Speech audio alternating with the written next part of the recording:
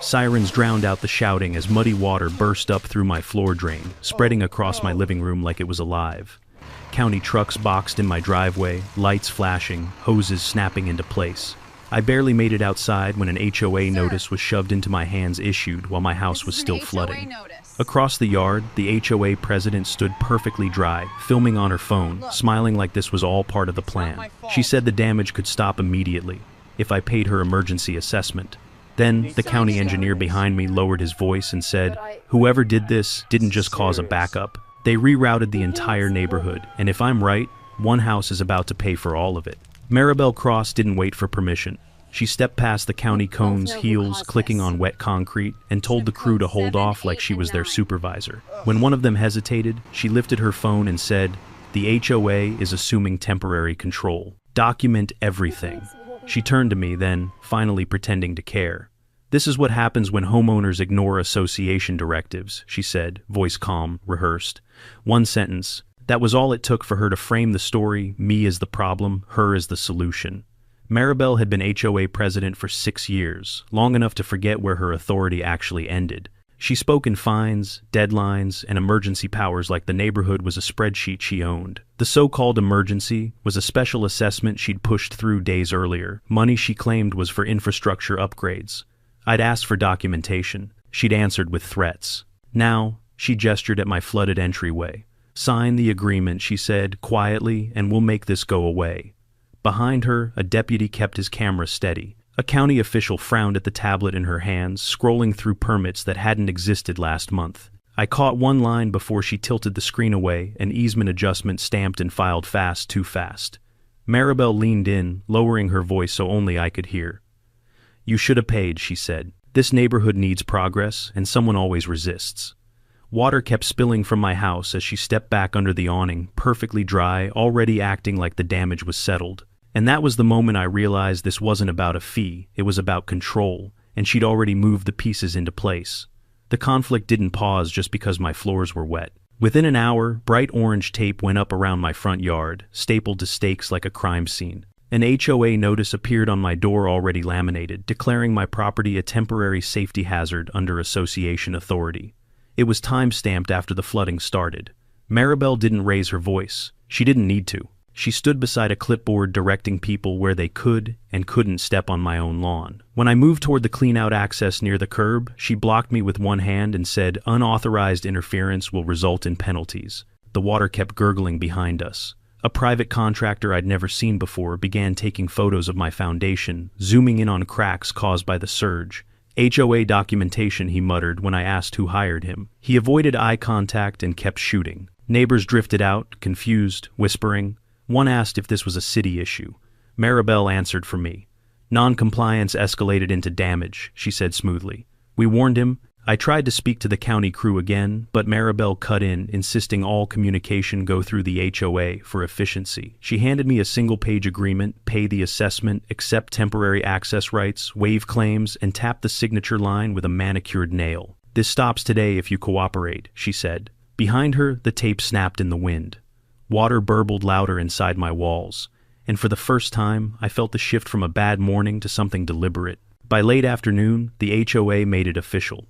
An email hit every homeowner's inbox with the subject line, "Emergency Infrastructure Action Red Rock Terrace." It framed the flooding as an unforeseen failure and named my property as the point of instability. Attached was a board authorization I'd never seen before, stamped urgent, effective immediately. Maribel arrived with 2 board members in tow, both silent, both filming. She read from the document like it was law, temporary, access, rights, inspection authority, and a warning that refusal would trigger fines severe enough to protect the association. The amount wasn't listed, which somehow made it worse. Then came the inspection threat. A notice slid under my door, scheduling a full compliance review within 24 hours, including drainage, grading, and foundation impact. I recognized the language borrowed from county templates, but rewritten just enough to sound real. What caught my attention wasn't the threat, it was the map. Maribel's tablet flashed a drainage diagram that didn't match the neighborhood I knew. A line feeding runoff away from her block had been rerouted, subtle, clean, deliberate toward mine. The filing date was recent, too recent for permits to clear honestly. I asked where the map came from. She smiled and said, "Updated records." Behind her, one board member swallowed hard. The other wouldn't meet my eyes. That was when I understood the conflict had outgrown a personal vendetta. The HOA wasn't just enforcing rules anymore. It was acting like a system, one that had already decided who would absorb the damage, and I was standing exactly where they'd pointed it. I waited until the county crews cleared out before I opened my laptop, water still dripping steadily somewhere inside the walls. I pulled the public records portal and searched by parcel, then by easement. It took minutes to find what Maribel didn't expect anyone else to notice. A stormwater interceptor amendment had been filed under an emergency clause, no hearing, no notice period. The original map routed runoff west away from the homes.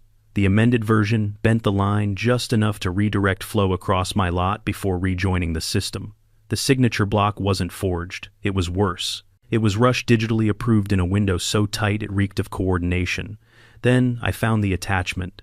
An internal memo labeled Site Viability Summary referenced a parcel adjacent to Maribel's ideal access, mitigated drainage, projected value increase in the low 7 figures once constraints were cleared. The mitigation plan was my property. Absorb the overflow document, instability, justify reclassification. Clean on paper, brutal in reality. My hands shook once, just once. This wasn't about a fee or authority. It was about money, developer money, and I'd been selected as the pressure point. Fear hit hard and fast, then burned off into something colder. Resolve. I cross-checked dates, pulled archived versions, and saved everything twice. When my phone buzzed, it was a blocked number. A calm voice said, "You're making this harder than it needs to be." I looked at the documents again and replied, "No, you already did," because now I knew the truth. The damage wasn't collateral. It was the plan. The county didn't need my permission to notice the discrepancies. By the next morning, a hydrology reviewer flagged the amendment and froze all work tied to it. A red stop work notice appeared in the public portal, followed by a request for original submissions and justification. The tone shifted instantly from administrative to investigative. A city attorney called and asked me to walk through what I'd seen step by step. I stuck to facts, dates, filings, the rerouted line. He went quiet when I mentioned the emergency clause. "That requires imminent risk," he said, "not convenience." A surveyor arrived unannounced to verify grades and flow direction. He paced, measured, then frowned at the numbers. "This doesn't match the filed plan," he muttered, snapping photos. His report went straight to the county. Maribel tried to regain control. She emailed the board claiming the stop work was temporary and accused me of obstructing repairs. The message leaked within minutes. So, did the reply from the county stating the HOA lacked authority to alter stormwater infrastructure? Then the call came from a contractor listed on the amendment. His voice was tight. "I didn't sign off on that route," he said. "They told me it was already approved." He asked who to speak to at the county. I gave him the number. That afternoon, an incident briefing was scheduled at the community center. County hydrology, city legal, HOA board, mandatory attendance. Maribel texted me once, "You're about to embarrass yourself." I didn't answer. I was too busy organizing the files she never thought would be connected. I didn't wait for the briefing to do the damage Maribel feared most. I sent one email to every homeowner on the association list. No commentary, no accusations. Just 3 attachments: the original drainage map, the amended filing, and the developer memo highlighting mitigated flow and projected value. I titled it, "For Transparency Before Tonight's Meeting." The replies started within minutes. Confusion, then anger. One neighbor asked why his backyard had flooded last summer. Another replied with photos. A third forwarded an old warning email Maribel had sent about upcoming improvements. The pattern snapped into focus, and it wasn't just mine anymore. Then the whistleblower called back. The contractor admitted he'd been pressured to backdate approval and promised payment once the easement cleared. He'd saved the texts. He'd already sent them to the county. "I'm done covering for this," he said. "They told me the HOA had the power." By early evening, sheriff units rolled into the community center lot alongside county vehicles. Inside, folding chairs filled fast. Board members whispered. Phones buzzed nonstop. Maribel arrived last composed, dressed for control. She caught my eye across the room and smiled like she still believed the story could bend her way.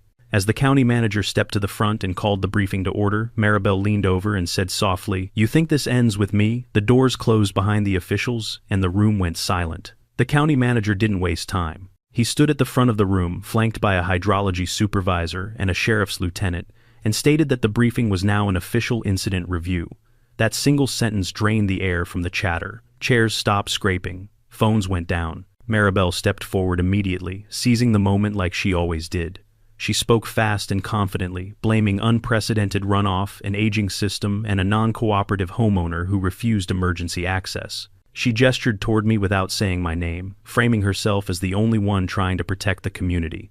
A few heads nodded. For a second it almost worked. Then the hydrology supervisor interrupted her mid-sentence and asked one question. Who authorized the reroute of Interceptor Line C on April 14th? Maribel hesitated just long enough. She glanced at the board, then at the screen behind the officials where a drainage map appeared. The county manager raised a hand, stopping her explanation before it could start. Before you answer, he said evenly, you should know this meeting is being recorded, and false statements carry consequences. The room shifted. Neighbors leaned forward. A deputy moved closer to the aisle. Maribel straightened, forced a smile, and said, "Of course, I'm happy to clarify." And that was when the lights dimmed, and the first document appeared on the screen. The first document filled the screen, 2 drainage maps side by side. The original line ran clean and wide, diverting runoff away from the homes. The amended version curved inward, precise and unmistakable, redirecting flow straight through my lot. The hydrology supervisor highlighted the change with a laser and stated once that no public hearing or environmental review had been logged. A second file appeared. Email timestamps. An emergency filing approved within minutes of submission. The city attorney read the clause aloud, then paused to let the silence do its work. Murmurs rippled through the room. Next came the messages. The contractor's texts were displayed briefly. Pressure to proceed, promises of payment after clearance, assurances that the HOA has this covered. No commentary, no repetition, just proof. Finally, the county manager introduced the developer memo, projecting a low 7-figure increase, contingent on mitigated drainage constraints. He didn't look at me when he said where that mitigation had been shifted. Maribel's smile tightened. She tried to speak, but the sheriff's lieutenant held up a hand. "We're not done," he said. The room felt smaller. Phones vibrated with group texts as neighbors recognized the addresses on the screen. Maribel opened her mouth again, voice rising, searching for control she could feel slipping. And that was when the evidence stopped and the consequences started moving. Maribel finally spoke, but it wasn't the speech she'd planned. She denied intent, blamed consultants, then contradicted herself by insisting the reroute was temporary. The hydrology supervisor asked her to explain why the developer memo referenced permanent mitigation. She couldn't. Her voice climbed. She accused the contractor of misrepresenting her, then snapped that the board had approved everything before realizing the vote she cited had never occurred. A board member stood abruptly and said, "That's not true." Another followed, distancing himself in real time. The sheriff's lieutenant stepped forward and stated that the matter was being referred for criminal review, citing falsified filings and misuse of emergency authority. He asked Maribel to step aside. Cameras rose. A few neighbors gasped. The county manager announced the immediate suspension of the HOA board pending audit. A temporary administrator was appointed on the spot. The room erupted not in cheers, but in stunned, buzzing disbelief. Maribel looked around, searching for someone to meet her eyes. No one did. As she was escorted toward the side door to provide a statement, she glanced back once her composure gone and said, "This isn't over." But the board seal had already been pulled from the wall. Power didn't leave the room quietly, it snapped. The room exhaled all at once. People shifted in their chairs like they'd been holding tension in their shoulders for months and only just noticed. A neighbor across the aisle caught my eye and mouthed, "I'm sorry." Another leaned over to whisper that the flooding finally made sense now. The anger wasn't loud anymore. It had cooled into something steadier, heavier. I felt it too. Not relief exactly, but the absence of bracing for impact. The county administrator took quiet questions, while the sheriff's lieutenant spoke in low tones near the door. Around me, phones buzzed with messages as people shared what they'd just witnessed. For the first time since the water came through my floor, I stood still, without feeling like the ground might shift again. The county administrator put a call on speaker so everyone could hear it at once. The city attorney summarized the outcome cleanly: no speeches, no flourish. Criminal referrals were being filed for falsified infrastructure documents and abuse of emergency authority. Restitution would be pursued for property damage, tied to the reroute estimated in the mid-six figures, and the developer agreement was frozen pending investigation. The temporary administrator confirmed new protections immediately: no utility changes without third-party review, homeowner notice, and a recorded public vote.